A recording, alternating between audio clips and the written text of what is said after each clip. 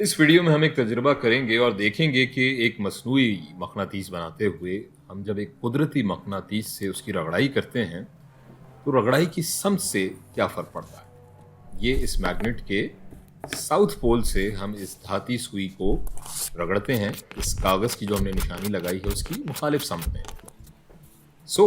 अब हम देखते हैं कि ये सुई जिसे हमने साउथ पोल से रगड़ा है वो साइड इस सुई की किस तरफ पॉइंट करेगी, नॉर्थ की जानिब।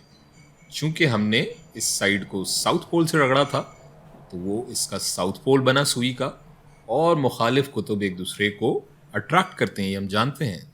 इसलिए सुई की समत इस बार नॉर्थ की जानिब थी। अब हम इसी साउथ पोल से मैग्नेट के इस सुई की दूसरी जानिब यानी कागज़ वाली समत में रगड़ाई करते हैं, और अब हम देखेंगे कि कागज़ वाली समत किस तरफ पॉइंट करती है। कागज़ वाली समत हम देख सकते हैं कि इस बार नॉर्थ की जानिब पॉइंट कर रही है, चूंकि उसको हमने साउथ बनाया अपने मैग्नेट का रगड़ाई से।